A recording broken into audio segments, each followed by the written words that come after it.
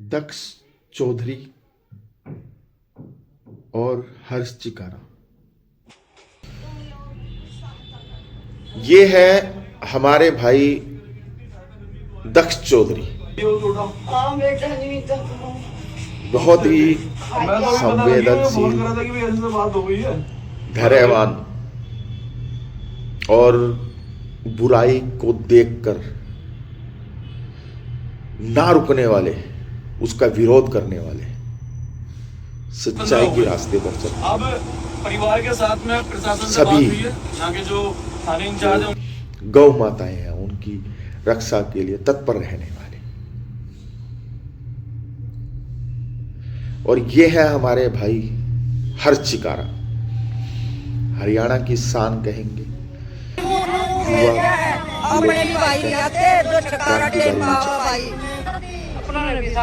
सभ्य विचार, लोगों की सेवा करने में, लोगों का साथ देने में, चाहे वह किसानों की बात हो या फिर किसी बेटी के लिए उसका दहेज जुटाने की बात हो।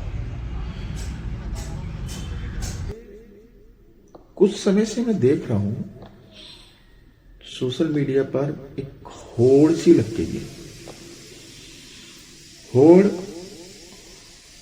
इस बात की कि लोग अपने आप को बड़ा दिखाने के लिए, दूसरे को छोटा बताने के लिए इस कदर, मतलब उस इंसान के बारे में पूरी जानकारी दुरुस्त नहीं, अगर दुरुस्त भी है आपकी जानकारी, आपको लगता है कि आपकी जानकारी बहुत अच्छी है उस सामने वाले शख्स के बारे में, तो क्या सिर्फ आपको बुराई ही दिखती है? हकीकत में आप लोग सिर्फ उस शख्स की बुराई ही देखना चाहते हो।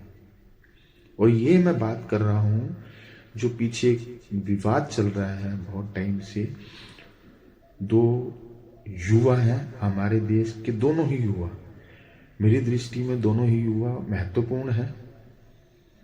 एक हमारे भाई हर्ष चिकारा और दूसरे भाई हमारे दक्ष चौधरी।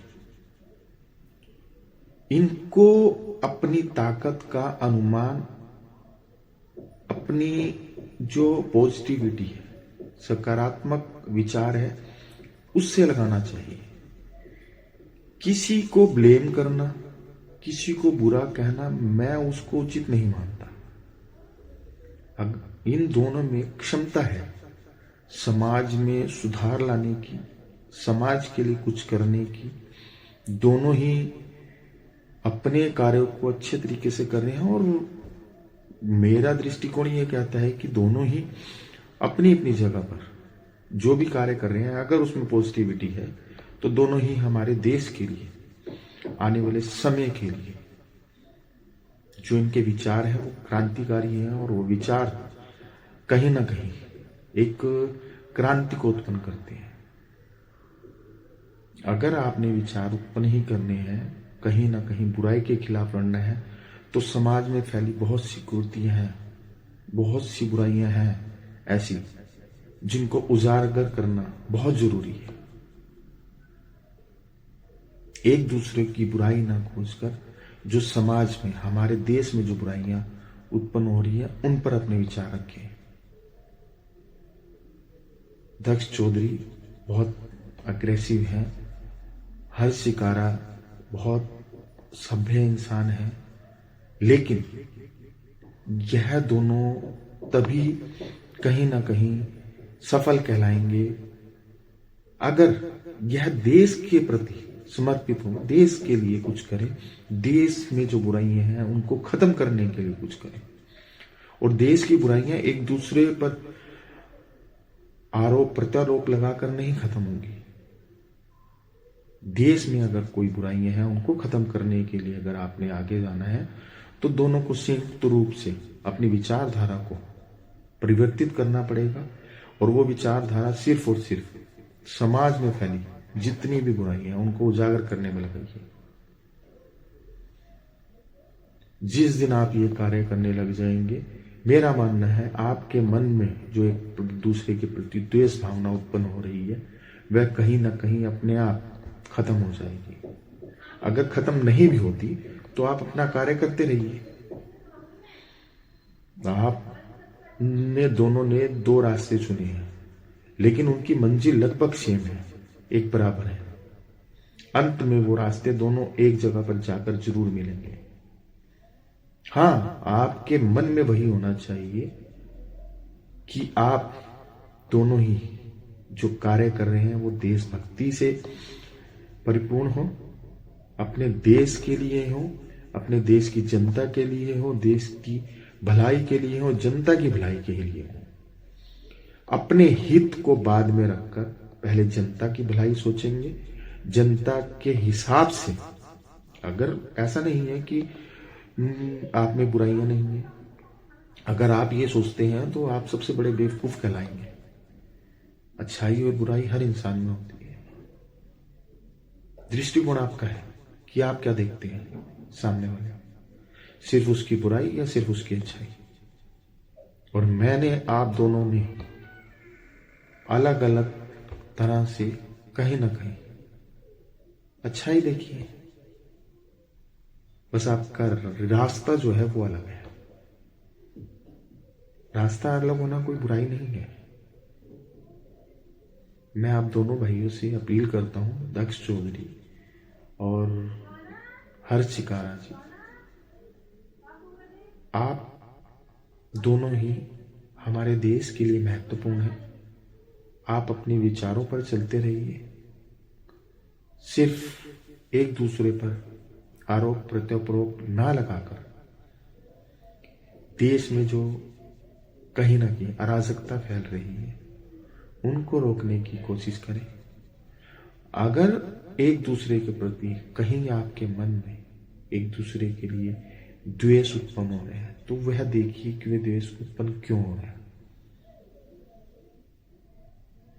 सिर्फ आपको खुद को आगे रखने के लिए, अगर आपके अंदर ये ईगो है, कहीं ना कहीं इस चीज का घमंड है कि मैं बड़ा और मैं बड़ा, तो यह द्वेष कभी खत्म नहीं हो सकता।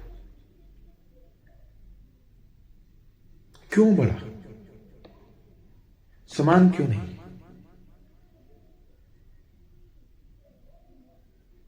हाँ, अगर बड़ा बनकर आपको बहुत कुछ ऐसा लाभ मिल रहा है, निजी लाभ हो रहा है, तब आप ये कंपटीशन कर सकते हैं, तब ऐसी प्रतिस्पर्धा में भाग ले सकते हैं।